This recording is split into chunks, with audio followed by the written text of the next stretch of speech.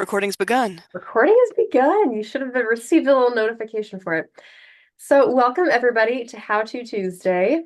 Thank you all for joining us. How To Tuesday is our weekly webinar series where the library gives you quick 30-minute bites of information from all over campus to teach you how to succeed in college. Oh, Uh, Mishak, just turn up the sound on your computer, or you might have to log off and rejoin. Oh, uh, he's not going to hear that. Uh, okay.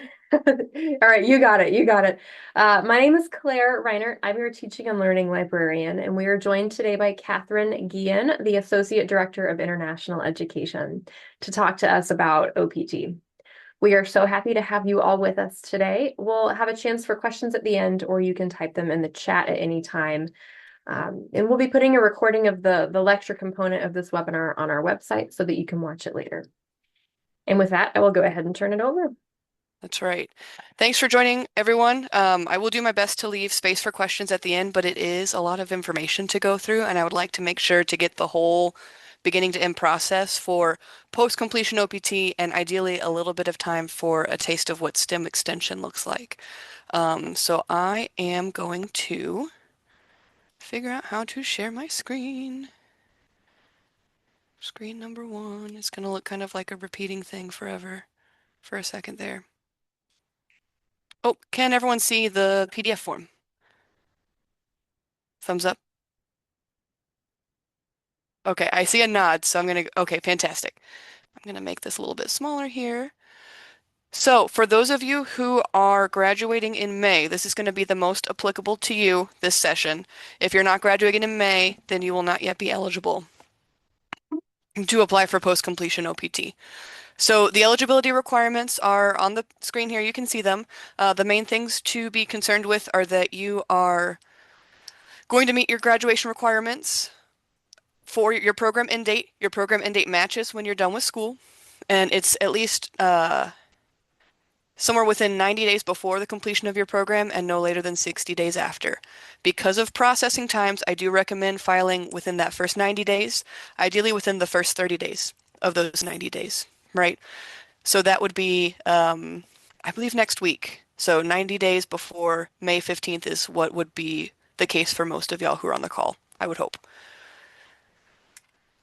The instructions we're going to come back to in a second. First, I want to go down here to the request form itself. So this is the form that you will fill out and send back to me. We'll include a link to this PDF in the follow-up email from this call. I'll make sure Claire has a copy of it because I did make a few adjustments. So you're going to put your name, your ID, where you live, right? That's required. I need to know that.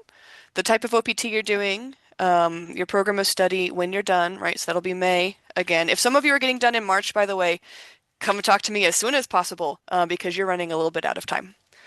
Your requested OPT start date has to fall within the 60 days of your grace period. So once you graduate and your program end date has completed on your I-20, you have 60 days within which you can choose your start date for OPT.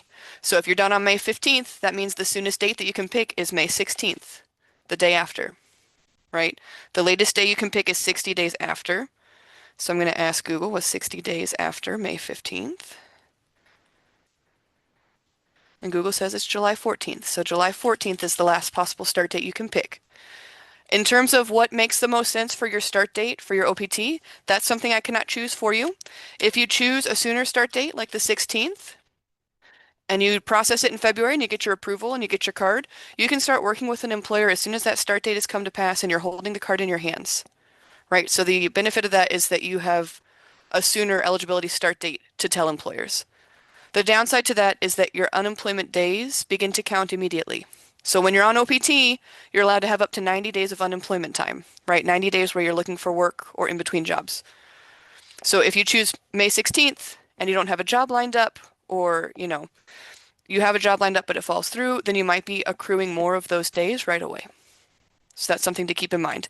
The opposite end of the spectrum, if you choose July, you have more time to look for work, right, before your eligibility kicks in and before the unemployment days start to count.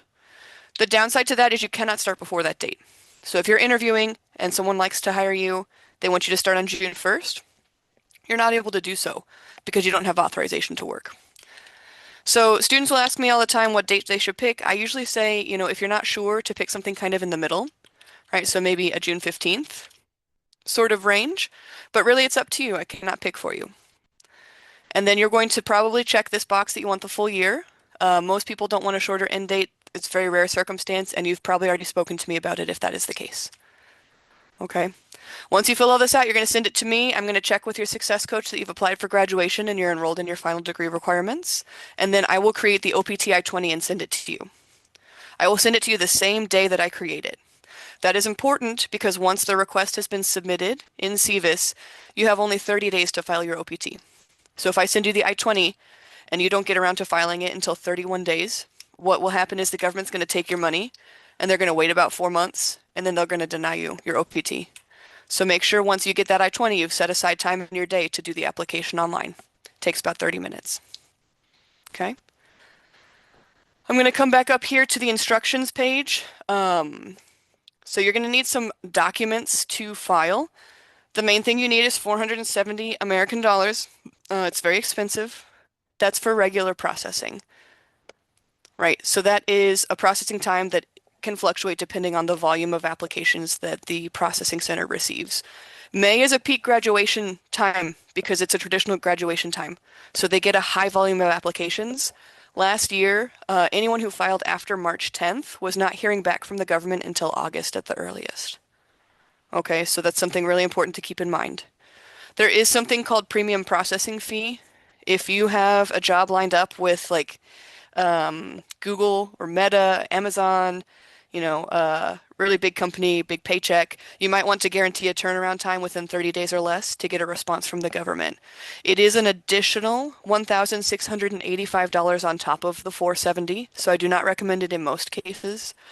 And it doesn't guarantee an approval because that would be a bribe, but it does guarantee a response within 30 days or less from the government. Okay. The documents you need are the OPT I-20, your I-94, your passport. If you've ever done any CPT or OPT before, you need all those I-20s. The photo of your face is something that has recently changed. So it's a bit inconsistent in how they're processing that forward. But some of you might have heard that there's this new photo policy with USCIS. All this means is currently my guidance is go ahead and submit the photos that you get from Walgreens like you would normally. But it's possible that you might get a request for evidence to go to one of the local centers to get your photo taken from the government directly. And if that happens, just let me know. That's normal. We're starting to get those requests for evidence coming through. Okay? So again, once you have all of your stuff, you're going to create an account with USCIS. If you don't have one already, if you have one, you can sign in eventually. They've got multi-factor just like us.